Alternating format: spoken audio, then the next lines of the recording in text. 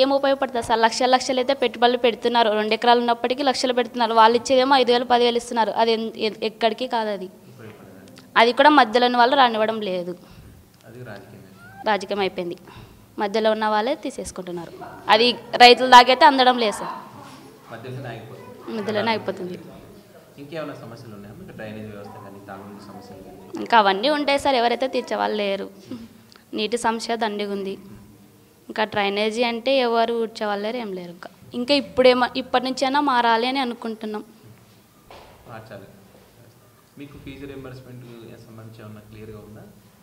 ఉంది sir, scholarship అయితే చాలా తక్కువ ఉంది.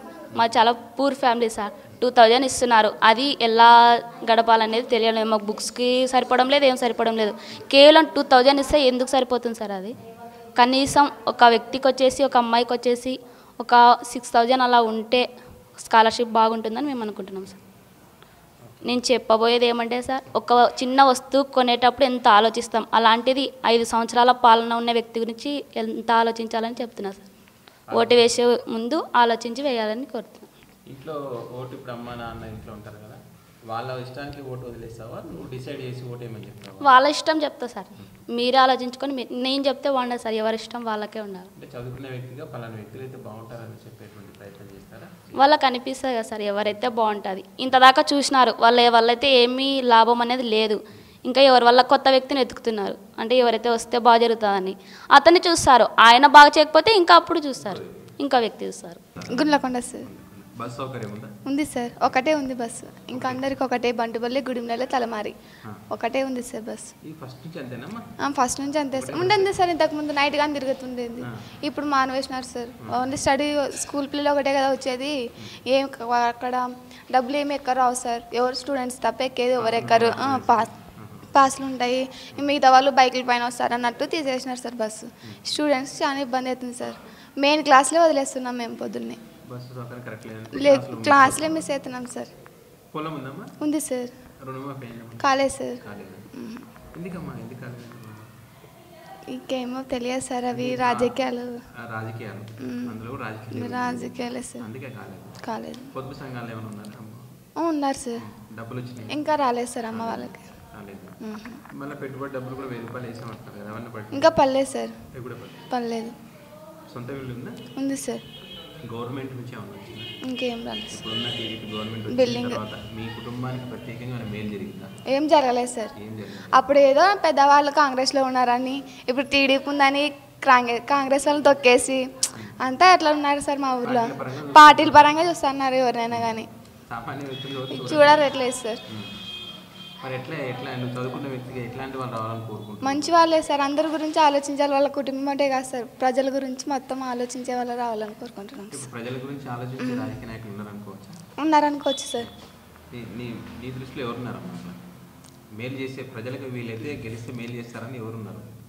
మనం మంచి వ్యక్తిని ఎన్నుకోవాలని కోరుకుంటాం సార్. ఇక్కడ ఏమో తెలియదు సార్ నాకు. రాష్ట్రంలో ఎవరు ముఖ్యమంత్రి అయితే ఆంధ్రప్రదేశ్కి కానీ మీరుండే ప్రాంతం కానీ మేలు జరిగే అవకాశం ఉంది? జగన్ సార్. నమ్మకం ఉంది సార్. ఎందుకనమ్మా, ఏం చేస్తారని? ఇంక ఇంతవరకు వీళ్ళు అంతా చేసినారు సార్, ఇంతవరకు కానీ పదవులకే రాలేదు. పదవులకి వస్తే ఎలా ఉంటుంది? వీళ్ళు వచ్చిన వాళ్ళు వస్తూనే ఉన్నారు, వీళ్ళు చేయలేదు. ఇంకా అన్నీ చెప్పడం తప్ప చేయడం ఏం లేదు సార్. ఇస్తే చూద్దామని మొదటి ఓటు వినియోగించుకుంటే జగన్కే సార్. స్టడీ ముద్దు సార్, లంచనాలు వద్దు. లంచనం మా ఊరు ఇప్పుడు ఒకటి అంగన్వాడీ పోస్ట్ పడింది సార్. స్టడీ వాళ్ళని దొబ్బేసి లంచాలు ఎక్కువ ప్రిపేర్ చేస్తారు. అంటే చదువుకున్న వాళ్ళకే ఏ పార్టీ ఉంటే వాళ్ళకే. అట్లా నీకు తెలిసిన వాళ్ళు ఎవరైనా నష్టపోయినారా? చాలా మంది 4 లక్షలు కట్టినారు సార్ మా ఊర్లో.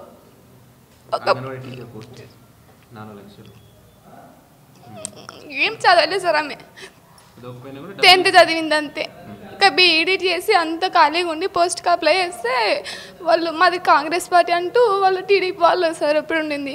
టీడీపీ వాళ్ళకి 4 లక్షలు కట్టేసినారు. పోస్ట్ వాళ్ళకి పోయింది. చదివిన వాళ్ళు వెదవలేనారు సార్. వాళ్ళకి ఇచ్చినారు అర్హత లేకున్నా. పోవాలి సార్.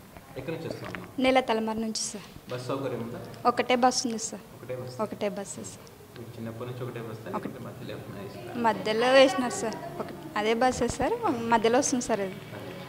ఎట్లా ఉందమ్మా ఇప్పుడు టీడీపీ ప్రభుత్వం వచ్చిన తర్వాత మీ కుటుంబానికి కానీ మీ పక్కన వాళ్ళకి ఏం మేలు జరగలేదు సార్. రోడ్లు అట్లనే ఉన్నాయి మా ఊర్లోన. అసలు రోడ్లు వస్తాయన్నారు, రోడ్లు రాలేదు సార్. బాత్రూంలో వస్తాయని బాత్రూమ్ రాలేదు సార్. వచ్చినా కూడా అవి వేరే వాళ్ళకి ఇచ్చేస్తున్నారు సార్. వేరే వాళ్ళని అంటే లంచాలు ఇచ్చి తీసేసుకుంటున్నారు సార్. రూమ్ ఇస్తున్నారు సార్. నిజంగా అర్హులైన వారికి లేదు. నిజమైన అర్హులకు లేదు సార్. అసలు ఫోటో దించుకెళ్తున్నారు, ఇంటికి వచ్చి అన్నీ చేస్తున్నారు సార్. కానీ ఎటువంటివి రాలేదు సార్ ఇంతవరకు. మాకే రాలేదు సార్ అసలు. పొలం ఉందమ్మా? ఉంది సార్. రుణమాఫీ అన్నారు సార్. ఇంతవరకు ఏమీ జరగలేదు సార్. బ్యాంకులో అప్పు అట్లనే ఉంది సార్.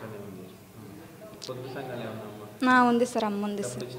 ఏం రాలేదు సార్ ఇంతవరకు. ఇప్పుడు నిన్న మొన్న ఒక 1000 రూపాయలు అకౌంట్లో వేసారంటున్నారు కదా, అవన్నీ పడినాయి పెట్టుబడి డబ్బులు? పర్లేదు సార్, పర్లేదు. బ్యాంకులో అడిగినారు పోయిస్తారా? మన వస్తారా బ్యాంకులో? నేనే అడిగి వస్తాను సార్. అమ్మ వాళ్ళది వాళ్ళకి తెలియదని నేనే అడిగి వస్తాను సార్. కానీ పర్లేదు సార్. ఇంకెట్లా మరి చదువుకున్న వ్యక్తులుగా మీరు ఎలాంటి వ్యక్తులు రావాలనుకుంటున్నారు? నేనైతే సమాజాన్ని బాగు చేయాలని ఉండే ఉద్దేశాన్ని కలిగి ఉన్న వారిని రావాలనుకుంటున్నాను సార్. ఇప్పుడున్న వ్యక్తులు ఎవరైనా ఉన్నారా ఏం చేసే వ్యక్తులు? జగన్ సార్. నమ్మకం ఉంది సార్. ఇప్పుడు ప్రాంతంలో డ్రైనేజ్ వ్యవస్థ కానీ రోడ్లు సౌకర్యం అసలు మాకు బాత్రూమ్స్ రాలేదు సార్. ఏం రాలేదు సార్. డ్రైనేజ్ అసలు బాత్రూమే లేదు సార్. డ్రైనేజ్ మరుగుదొడ్లు బయటికి ఏం రాలేదు సార్.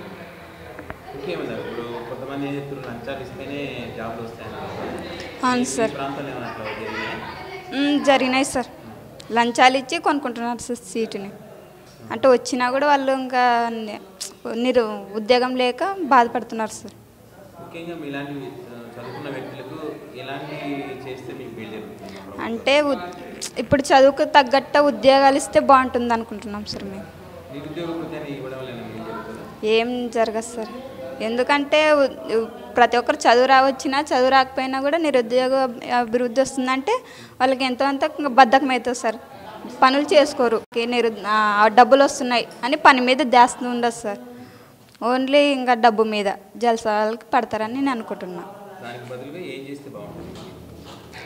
అంటే దానికి బదులుగా ఏమైనా జాబ్స్ వదిలితే బాగుంటుంది, ఇంకా ఎక్కువ వదిలితే బాగుంటుంది అనుకుంటున్నాను సార్. అవసరం లేదు సార్.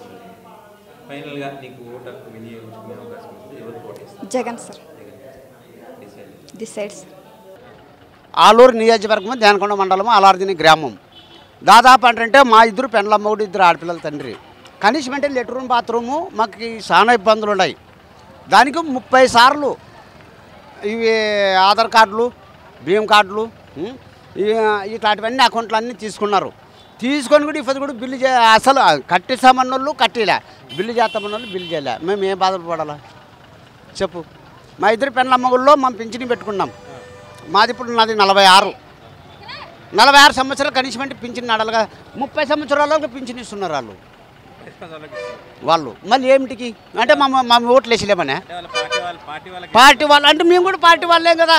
అంటే కచ్చా అది ఎందువల్ల ఖర్చు పెట్టుకున్నారు ఏమన్నట్టంటే ఇంకా జవరు చేయను. అది మా పరిస్థితి. ఈ పద్ధతి కూడా నాకు ఉండేది ఎకర 27 సెంట్లు.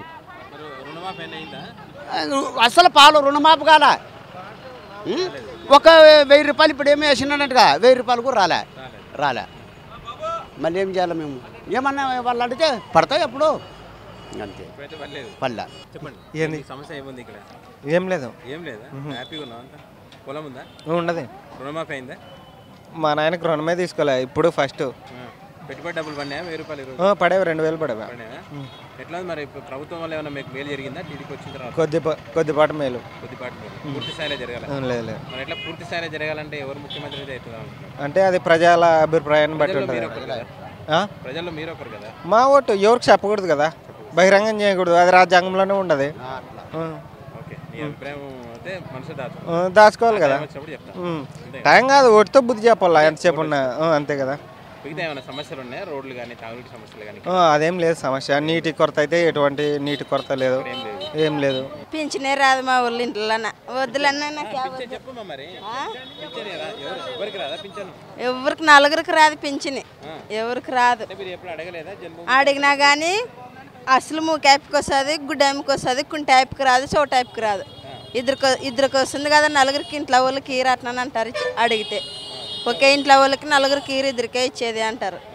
ఇంకా ఏమన్నా అంటే డబ్బులు 5,000 3,000 కావాలా రాసిస్తాము, కంప్లీట్ ఇస్తామని అంటారు. అవుతుందంట, లేకుంటే లేదంట, కాదంట. పచ్చివాతం వచ్చి 3 ఏళ్ళ పింఛన్ పెట్టినా ఇవ్వడమే లేదు సార్. నాకేం లేరు, కొడుకులు లేరు, ఎవరు లేరు, 4 బిడ్డలే ఉండ్రి. 3 ఎకరాల పొలం అంటే బిడ్డలకి ఇచ్చేసినాను. 2 పెన్లమ్మ కూడా ఉండేది, ఇంకెవరు లేరు. ఏం పట్టించుకుంటలేరు, ఎవరు ఏం పట్టించుకోవడం లేదు సార్. లోకల్ సర్పంచ్ అడిగినారు, ఎవరు సర్పంచ్ ఇప్పుడు లేదు కదా సార్, తీసేసినారు కదా.